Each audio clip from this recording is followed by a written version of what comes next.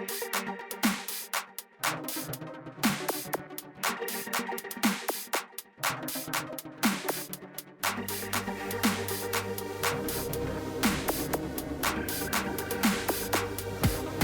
sejam todas bem-vindas e bem-vindos a mais esta edição do Diálogos com o MPPE.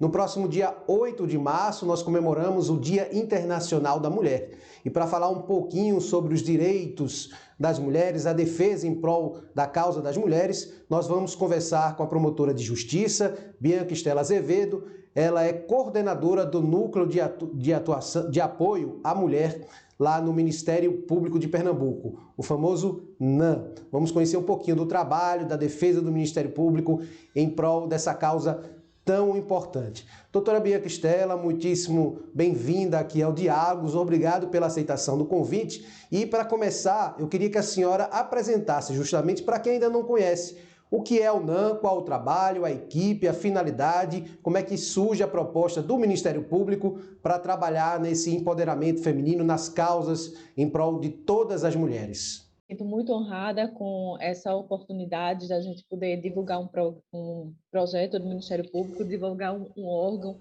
tão importante na defesa da causa das mulheres, e dizer que o NAM, que é o Núcleo de Apoio à Mulher do Ministério Público de Pernambuco, é um órgão que foi construído através de um convênio de 1910 do PRONASSE, o antigo PRONASSE, que era o Programa de Segurança Pública e Cidadania do Ministério da Justiça, em 2007, e foi regulamentado a partir de 2010, internalizado dentro do Ministério Público. O que é o NAM? O NAM, como núcleo de apoio, ele é um órgão que centraliza, em síntese, os direitos um órgão de defesa dos direitos das mulheres. Mas não só isso, ele é um órgão de apoio aos promotores de justiça para atuar nessa questão de combate à discriminação e à violência doméstica contra as mulheres e feminicídios. Então, o NAM tem como função organizar projetos, ações, atividades, programas, fomentar discussões, levar pesquisas, dados, estatísticas para os promotores de justiça e para a sociedade, realizar a atuação interinstitucional, né, do Ministério Público com outros órgãos componentes da Justiça, para que a gente gere parcerias e possa fomentar políticas públicas afirmativas em prol dos interesses das mulheres, visando a discriminação, né, combater a discriminação contra a mulher, a equidade de gênero, o enfrentamento à violência doméstica e ao feminicídio. Doutora, a senhora é promotora de justiça lá do município de Ipojuca, famoso município de Ipojuca, que tem belas praias.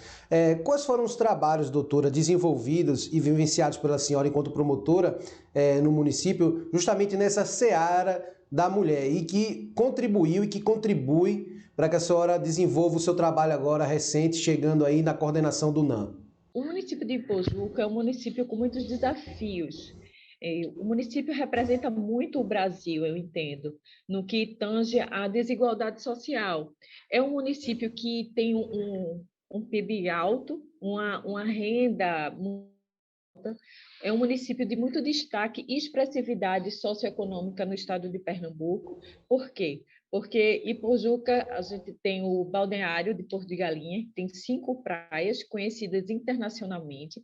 Nós temos o Porto de Suape, que também é uma potência no que se refere ao investimento do estado de Pernambuco, na iniciativa privada, né, compõe várias indústrias dentro do Porto de Suape, e também é um município que possui mais de 70 engenhos, tem uma extensa zona rural. Então, veja a complexidade do município, né? Com uma zona rural extensa, com um polo industrial grande de investimento do Estado, que é o Porto de Suape, e com um trade turístico que faz a união dessa parte do setor turístico, né? Um complexo turístico muito relevante. E nesse contexto, a gente tem uma desigualdade muito grande entre as pessoas que compõem a parte da frente, que eu digo a parte da frente, que é a parte litorânea, e a parte de trás, que é a parte dos engenhos da comunidade mais carente, que é a comunidade rural.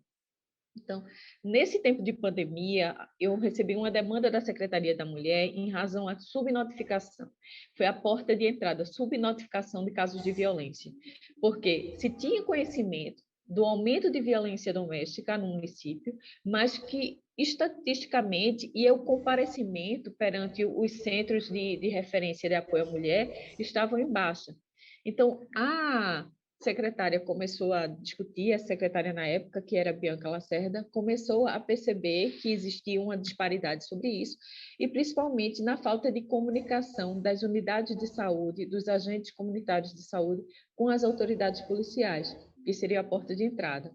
Aí eu comecei a me interessar sobre a causa, a fim de ajudar a tirar essas mulheres de uma situação de maior vulnerabilidade, porque a pandemia ela agravou a situação das mulheres, né, em relação à sobrecarga de serviço e mais exposição e confinamento com os agressores, que na sua maioria são os companheiros, os maridos, as pessoas que convivem num ambiente doméstico e familiar. E a pandemia trouxe essa maior relação de proximidade e aí coloca a mulher em situação mais de risco, de mais exposição à violência. E de sobrecarga de trabalho pelos deveres de cuidado que tradicionalmente ocupam as mulheres. Então, nesse contexto, a gente ficou procurando buscar soluções sobre isso, e aí, para conhecer a comunidade, a população feminina, me foi apresentado um relatório sociopolítico do município, que é como um raio-x da comunidade feminina. E aí, esse diagnóstico é muito importante, o município conhecer sua população feminina. Então, foi essa experiência que a gente está tendo em Pojuca. Não vou lhe dizer que terminou, que a gente já tem resultados, porque foi tudo, né, feito na parte de... dentro de uma pandemia, a gente está privada de eventos presenciais, de aglomeração, de juntar muitas pessoas. Estamos também fazendo diagnósticos e levantando as ações planejadas para executar, né? Mas o que a gente também viu, questões relacionadas à saúde da mulher, o alto índice de adolescentes que engravidam, antecipação da vida sexual, né? Meninas de 12, 13 anos que já têm uma vida sexual ativa, falta de conhecimento de direitos reprodutivos, analfabetismo, alto índice de analfabetismo, cerca de 25% das mulheres não responderam formulários, porque a gente deduziu que elas não entenderam, ou não souberam ler, ou não souberam se posicionar. E aí a gente chama para um enfoque da questão da necessidade da educação, que você veja que são duas coisas bem distantes. Uma, você trabalha empoderamento com empregabilidade e renda, e outra, você precisa trabalhar com analfabetismo. Então, assim, essa questão da mulher em situação de vulnerabilidade, ela é multifatorial, porque você tem um aspecto de deficiências, de vulnerabilidades que chega desde a necessidade de inserção qualificada no mercado de trabalho, à situação de analfabetismo que você precisa trabalhar. Então, a gente está trabalhando 3 eixos, que é o eixo da educação, o eixo da saúde e o eixo da autonomia financeira e social. Doutor, em 2018, o Ministério Público de Pernambuco foi pioneiro entre os ministérios públicos do Brasil a assinar o protocolo de feminicídio, né? Assinar o protocolo de feminicídio. Eu queria que a senhora explicasse em que se baseia esse protocolo, certo? Outra questão também é que o NAM, o Núcleo de Apoio à Mulher, faz parte da Câmara Técnica de Violência Doméstica e Familiar do Pacto pela Vida. Qual é o trabalho desempenhado? Então, o objeto do protocolo do feminicídio é estabelecer diretrizes estaduais para prevenir, investigar, processar e julgar as mortes violentas de mulheres com perspectiva de gênero. Então, ele visa exatamente acompanhar esses processos de feminicídio, acompanhar a punibilidade para que não deixe passar, que não se perca os prazos, que não prescrevam, enfim, que existe uma efetividade na repressão dos feminicídios. Esse que praticamente constitui o protocolo do feminicídio é um protocolo muito rico, um documento muito rico, rico em dados, em detalhamento dos procedimentos adotados pelo Estado de Pernambuco no combate à violência doméstica e ao feminicídio, e também parte de base das diretrizes nacionais do feminicídio, que é um documento que foi editado pelo Conselho Nacional do Ministério Público, que também traz muito esse estudo, elabora um estudo acerca dos processos do feminicídio, né, da criação e da dificuldade da penalização sobre isso. E também, nesse aspecto, o Pacto pela Vida do Estado de Pernambuco tem a Câmara Técnica de Enfrentamento à Violência Doméstica e Feminicídio, que é coordenada pela secretária atual da Mulher, doutora Silvia Cordeiro, que faz parte dessa Câmara Técnica, que visa exatamente acompanhar os dados e estatísticas acerca do feminicídio no estado de Pernambuco. Né? A Câmara Técnica se reúne mensalmente para analisar os índices, para ver o que foi que evoluiu, o que é que a gente pode fazer para aprimorar os trabalhos. Também tem a participação das delegacias especializadas do Departamento da Mulher, que é o DPMUD, da Secretaria de Defesa Social, participação da Defensoria Pública, participação da Polícia Militar, um conjunto de atores que está envolvido nessa causa do enfrentamento à violência doméstica e feminicídios no estado de Pernambuco, que é muito produtivo, né? Que a gente se conhece, que a gente acompanha os dados, vê onde foi que houve mais índices, vê a situação de letalidade em razão das condições que envolvem esse crime, a condição, qual foi o tipo de mulher que foi vitimada, enfim, é muito importante esse tipo de acompanhamento que vem dado certo. Inclusive, o Pernambuco tem uma redução bem significativa de casos de feminicídios em razão ao país, embora a gente esteja nessa situação de pandemia.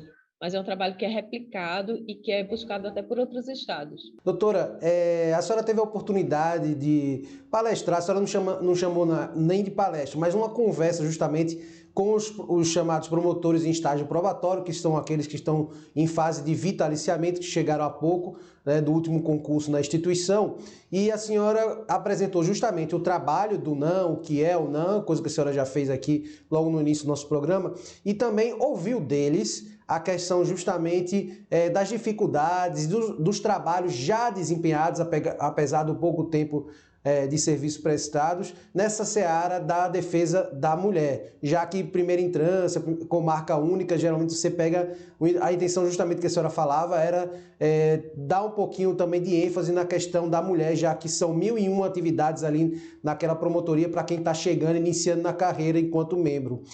A senhora, como eu falei, ouviu algumas das experiências de alguns. Me chamou a atenção o depoimento das promotoras de Serrita, a doutora Andréa Gris e Adriana Vludowski, que é da promotoria de Carnaíba. Inclusive, a doutora Adriana falou que o que deixa um pouco frustrado um membro do Ministério Público é que, enquanto se cobra muito das autoridades, né, da punição para o agressor, quando você chega lá na delegacia, você vê que a vítima tirou a queixa, né? Não, eu vou retirar ou por medo, receio, ou porque depende financeiramente daquela pessoa, ou pelo analfabetismo, como a senhora falou, mas as devidas violências nós vamos tratar mais à frente. Eu queria saber, doutora, a partir dos depoimentos dos seus colegas, o que chamou mais a sua atenção e, assim, questão de carências realmente nessa parte em prol da defesa da mulher. Rafael, os promotores novos, né, que estão ainda concluindo o estágio probatório, chamou a atenção porque eles ficaram surpreendidos com o alto número de inquéritos policiais e de processos policiais acerca de violência doméstica. Isso me chama a atenção, me dá espaço para duas constatações. Primeiro, tem um aspecto positivo em relação a isso. Você pensa, qual é o aspecto positivo? Tanto processo, tanto inquérito, não existe nada positivo. Existe sim. Existe o fato de que a população feminina está chegando, se aproximando do sistema de justiça. Isso já é um empoderamento, isso já é uma quebra nas relações de poderes, isso já é uma forma da sociedade organizada, como o Estado ou como particular, vir a participar dessa discussão de violência e tentar diminuir tanto a ocorrência, prevenir, como cessar os efeitos. Isso tem um aspecto positivo, que é você trazer luz para isso, você incluir em estatística, você trazer para que a gente possa trabalhar junto, você tirar a violência doméstica da esfera privada, que isso é um desafio, você dizer a uma pessoa que dentro de casa ele não pode bater na mulher, como eu já presenciei em audiência, o homem dizer, mas eu estava na minha casa, como se dentro de casa ele pudesse fazer tudo. E não pode, ele não pode praticar crime dentro de casa, ele não pode praticar crime em lugar nenhum. Né? E a partir do momento que ele ultrapassa as relações de respeito com sua companheira, com sua esposa, com sua filha, ele passa a ser um agressor e passa a ter uma condição de agressor perante o Estado. Então, a privacidade dele aí acabou, ele passa a ser um objeto de estudo, de preocupação, de intervenção estatal. Isso é um fato. Então, o fato de existirem muitos processos em relação à violência doméstica e inquéritos, isso tem um aspecto de dizer que a população feminina está se aproximando do sistema de justiça. Isso é uma coisa boa. E o que é a coisa ruim é que realmente a gente se enfrenta com altas estatísticas de violência doméstica e familiar e feminicídio dentro do estado de Pernambuco. Não só na questão no sertão, mas a gente pode perceber isso no Agreste, na zona da Mata Norte, zona Mata Sul, e na região metropolitana, que é a campeã de estatística de violências domésticas. Né? Mas também a gente acompanha a quantidade de pessoas, né? A população, que é maior, então acompanha proporcionalmente que os números são maiores. Então, eles chamaram a atenção, dizendo que tinha muito inquérito na parte de violência e a frustração que é o sistema de punição da justiça em relação a isso. Foi interessante também essa parte de dizer, não, a mulher vem e desiste, a gente faz de tudo, utiliza todo o aparato e ela vem e desiste e a gente fica como se tivesse uma frustração muito grande. Aí, duas coisas, eu falei até de desistência e persistência. Primeiro, a gente julga muito a situação da mulher em vulnerabilidade. A gente quer que ela pense igual a gente, que ela quebre o ciclo de violência igual a gente, que ela tome atitudes que a gente tomaria. E, na verdade, a gente tem que julgar menos e ajudar mais. Por quê? A autonomia da mulher ela tem que ser preservada. Né? E a punição também tem que acontecer. Mas a gente tem que fazer exatamente isso, utilizar todos os esforços necessários para quebrar o ciclo. E o que é mais importante, Rafael, nisso, é você dar alternativa. Você tem que informar essa mulher para dizer que ela está nessa situação e que ela tem alternativa para sair dela. Porque eu lhe pergunto, o que é que a sociedade vai oferecer a essa mulher que tem uma situação de carga de serviço doméstico, de dependência financeira, né? E que tem uma situação familiar totalmente desfavorável, que não tem autonomia nenhuma, e você exige que ela saia da situação e se coloque em uma situação talvez de mais vulnerabilidade social, exponha seus filhos. Então, antes de julgar e se decepcionar, a gente precisa ver que é um contexto muito maior e generalizado, que a gente precisa exatamente na transformação para dar alternativas a essas mulheres, e que é o aspecto preventivo. Outra coisa que eu acho que funciona muito são criações de grupos de reflexão masculinos para os agressores. Né? E a gente, de repente, desenvolver atividades. Aqui em Recife, a coordenação da mulher do Tribunal de Justiça já tem grupos reflexivos para homens, e acho que no Rio Grande do Norte também tem uma experiência muito positiva em relação a grupos de reflexão, para que o homem trate sua agressividade, seu machismo e não volte a praticar, não seja reincidente. Porque o homem que pratica uma violência doméstica hoje é uma mulher, mesmo que ela quebre o ciclo da violência e que ela saia daquele ciclo e crie alternativa, ele acaba que o perfil dele ele vai prejudicar outras e outras, se ele não for tratado. É uma endemia, o machismo é estrutural, mata, né, coloca a população feminina em risco e ainda é uma coisa normalizada socialmente, normalizada, naturalizada socialmente. A gente já convive com isso, mas não consegue perceber o quão agressivo e pernicioso é. Doutora, no que diz respeito à questão a questão em relação aos direitos das mulheres trans e também da população LGBTQI+, como um todo. Quais são os projetos e como é que é o olhar do NAM em relação à mulher trans? Rafael, a proposta do NAM, ela é inclusiva. Se a gente faz parte de um movimento de inclusão, a gente não pode excluir, sob pena de estar falseando um pressuposto, né? E o movimento do NAM, como núcleo de apoio à mulher e de disseminação da Lei Maria da Penha e de combate à discriminação sobre todas as formas de discriminação e a violência contra a mulher, ele é um movimento e é um órgão de apoio inclusivo. E a própria Lei Maria da Penha, quando ele fala dos direitos da defesa da mulher e das formas de violência, ele diz que a violência à mulher independe de opção sexual. Em resumo, ele diz isso. Então, a causa trans, né, e do feminismo trans também é uma causa que deve ser apoiada pelo NAM, porque é uma causa de inclusão, né, de conhecimento de identidade de gênero em relação à pessoa e que a gente deve abarcar como sujeitos de direitos, porque as violações aos direitos das mulheres constituem violações de direitos humanos. E essa violação de direitos humanos está completamente extensível as mulheres trans e a população LGBTQIA+. Não sei se eu consigo dizer a sigla toda certa, mas eu acho que sim. Então, nossa tônica de inclusão ela não pode ser excludente, porque senão eu falseio meu próprio pressuposto. Né?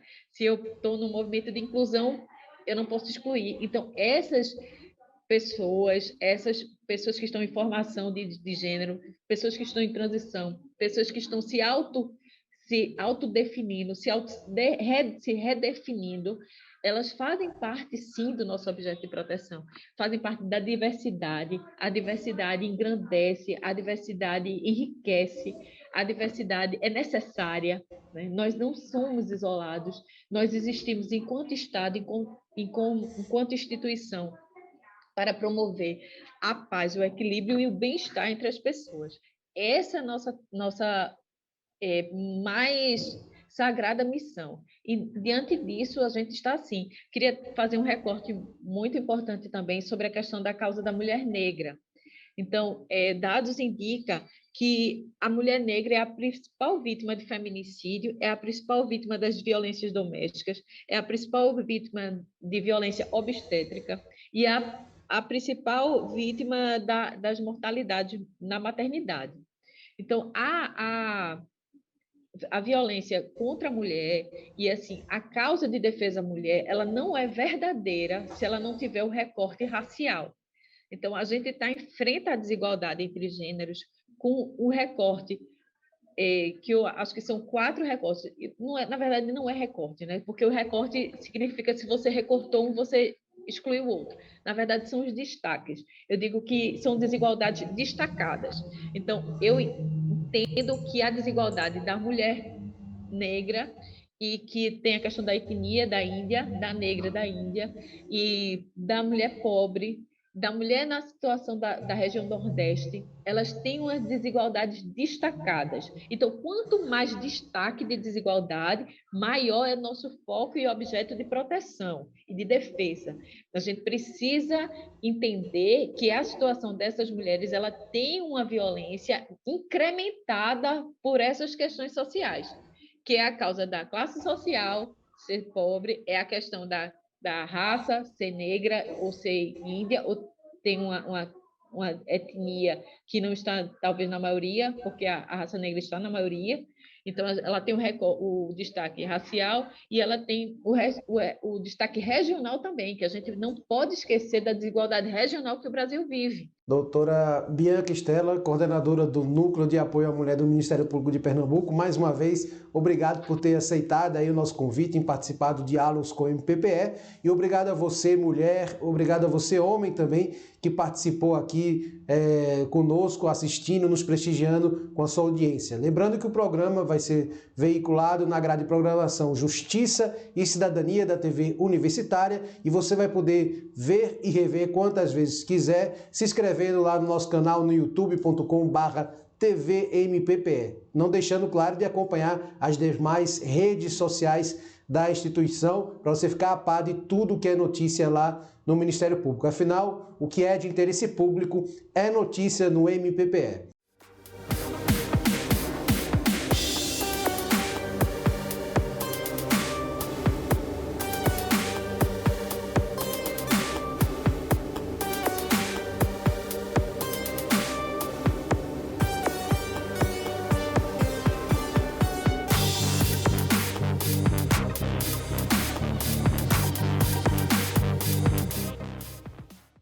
Ministério Público de Pernambuco, conectado com a inclusão.